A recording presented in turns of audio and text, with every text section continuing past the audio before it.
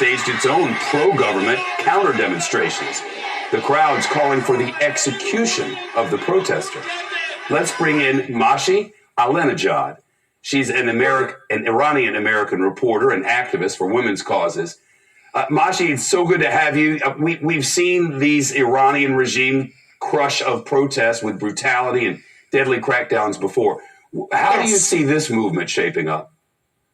This movement is gaining momentum.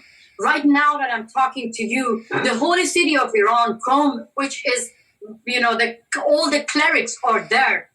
People are in the streets. They are angry. Mahsa, he was only 22-year-old, and she was beaten by hijab police just because of a bit of hair. So that made a huge anger among society across Iran. Iranian women taking to the streets shoulder to shoulder with men. They're burning their headscarves, and some of them cutting their hair, some of them burning the police van because the police van talk were about actually, how dangerous that sort of action is? Women showing it, burning it, forget it. Yes, look, right now that I'm talking to you, Iranian government shut down the internet. They killed more than, I don't know, so 1,500 people, more than 50 people, or because we don't know the numbers. But many people got killed right now.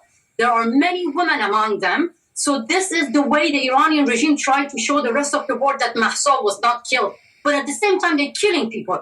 Look, Iranian people asking the Western countries, this is the time. You have to hear them because they are being cut from accessing internet. And now they are asking the world, help them to have access internet.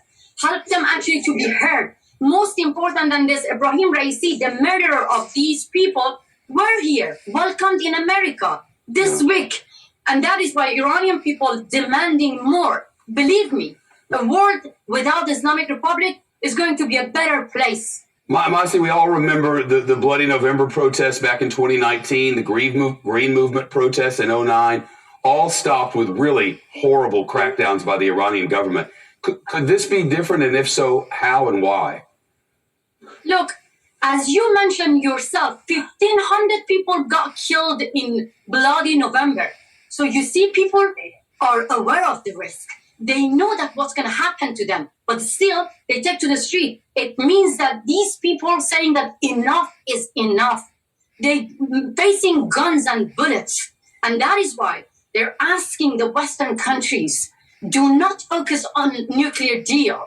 Because this same regime, these savages who don't have any pity with their own people, they don't have any pity with 22-year-old girl, they're not going to have any pity with the rest of the world.